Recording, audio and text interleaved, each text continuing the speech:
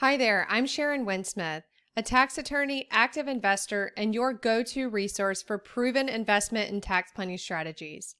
In this video, I'm going to talk to you about the difference between trader funds and investor funds and why it matters from a tax perspective.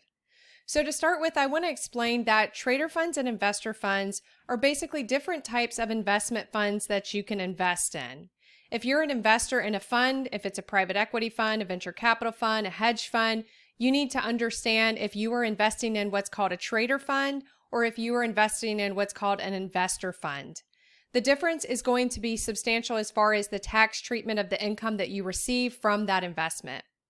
Also, I just want to point out the distinction between whether or not you are considered as an investor as opposed to whether or not the fund you are invested in is considered an investor or trader fund. So here in this video, when I talk about trader fund versus investor fund, I'm talking about the classification of the fund itself. So that is determined at the level of the fund, and that is going to have an impact on your tax treatment as an investor from income that you receive from that fund. What I am not covering or talking about in this video is whether or not you are considered as an investor in that fund.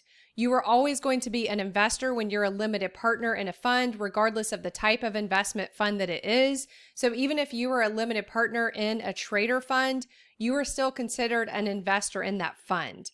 So keep in mind that that distinction is relevant because you cannot take certain tax treatments on your tax return as saying that you're engaged in a trader business just because you're a limited partner in a trader fund. So I want to make sure that distinction is clear, that I am only talking about the classification of the fund itself at the level of the fund. I am not talking about a situation where you are a limited partner investor and you are trying to say that you're engaged in a trader business by being an investor in a trader fund. So that is not relevant here, and that's actually not a position you can typically take. So with that said, let's start with the differences between trader and investor funds. So trader funds are funds that are engaged in the business of trading securities. So they make very frequent trades. They are basically trading on a daily basis. Most of the case law typically requires that to be classified as a trader fund, that you are making daily trades, that you're doing this very regularly. And the intent of what you're trying to do is that you are trying to make gains off of short-term price fluctuations. So you are really trying to make gains off of short-term price changes. You are trading very frequently at very high volumes. So that's a trader fund, and everything that is not a trader fund is going to be an investor fund. So an investor fund is really just anything, again, that doesn't qualify as a trader fund. That is more focused on long-term investments. Those are funds that don't engage in very frequent trades. So think private equity funds, venture capital funds. They go in, they buy shares in the company, and they hold that interest for a very long time. A lot of times it's even 5, 10 years in some cases. So those are clearly investor funds. Those are never going to be trader funds. Trader funds, again, are doing very frequent short-term trades. So what are common examples of trader funds? They are basically hedge funds and proprietary funds. So if you don't know what prop funds are, those are really just funds where financial institutions or large banks are trading their own money and doing very short-term trades there. So what we're really talking about as investors is if you were invested in a hedge fund, it could in some cases be considered a trader fund. Most other funds that you're invested in, private equity, venture capital, real estate funds, for example, those are always going to be investor funds. They're never going to really qualify as trader funds. So if you're an investor in a hedge fund, you need to understand if it is a trader fund or not. There's a lot of factors that are, to be taken into account when you're deciding if it's a trader fund. It's really not that clear cut under the law, but you're looking at the volume of trades. So trader funds do really high volume, frequent trades. As I mentioned, the frequency of those trades, you really need to be in a situation where you're trading daily. So for that fund to be a trader fund, it really needs to be a hedge fund that's trading on a daily basis.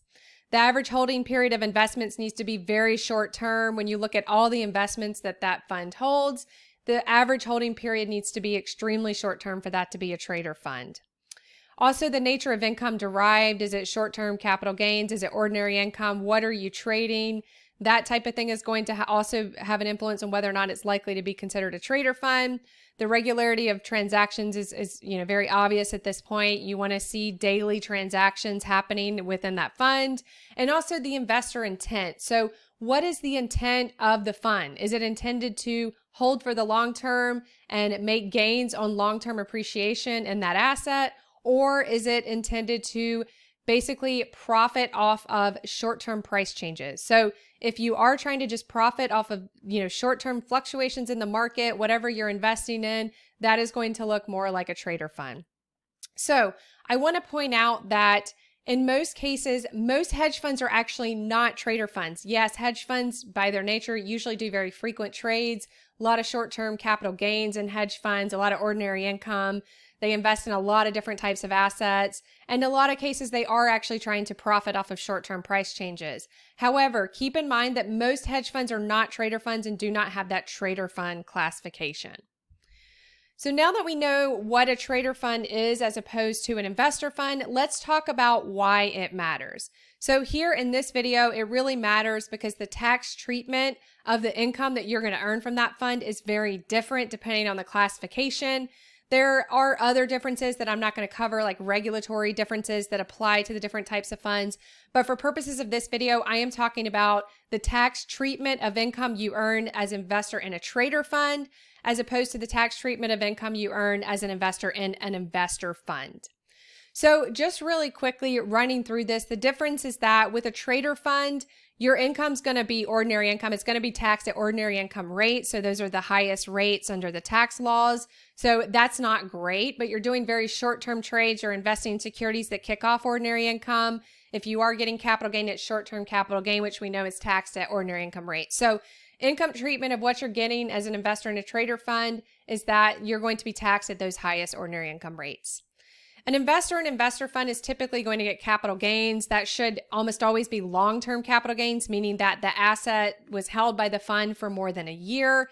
So think if you're an investor in a private equity fund, which is kind of, classic example of an investor fund, what you get, your returns from that fund are going to almost always be appreciation in the underlying company, the portfolio company that PE fund held for a number of years. So that's going to be capital gains. It should almost always be long-term capital gains unless there's, some issue or some reason that the fund sold the asset sooner than it normally would have.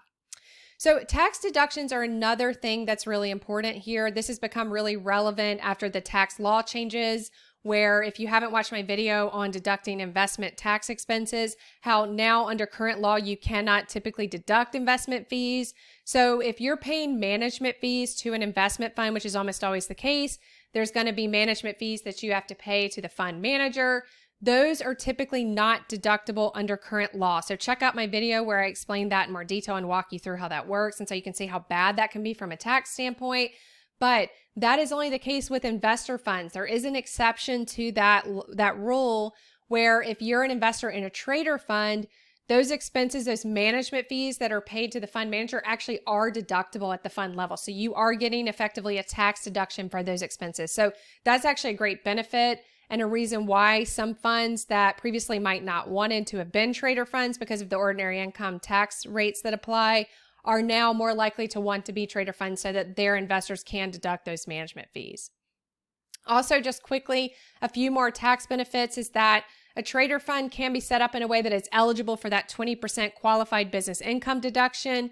That QBI deduction is really something we think about that's available for small businesses. So if you own a business through a flow-through structure like an S corporation or a single member LLC, then you typically are going to get just a flat 20% deduction on the net profits of your business. So that's a great deduction for business owners. However, people forget that that deduction can also be used in investment situations in some cases. And here is an example where a trader fund can potentially take advantage of that deduction. So that's a great extra benefit of being in a trader fund. Investor funds, that's not going to be eligible because you're just passively investing. So in most cases, you're not going to get that 20% qualified business income deduction. State and local taxes. So under current law, that is subject to a $10,000 limit. You can only deduct up to $10,000 of state and local taxes that you pay on your federal return. And so for those of us who live in high tax states like New York, New Jersey, California, that's a huge hit to your federal taxes because you can't deduct those pesky little state and local taxes that you pay. And a lot of people, most of us pay more than $10,000 to state and local. So you're limited in that deduction if you're an investor in an investor fund. However, if you are investing in a trader fund, there can be ways to set that up, and you should be able to set that up in a way that you can deduct more than that $10,000 limit. So that's an extra benefit of being an investor in a trader fund. So again, this was just a helpful overview of the differences between trader funds and investor funds and why it matters from a tax standpoint. I highly encourage you to check out my other videos. I have a lot of videos on this channel about different investment and tax planning strategies. But hopefully you found this video helpful. If you did, please like the video and subscribe to the channel.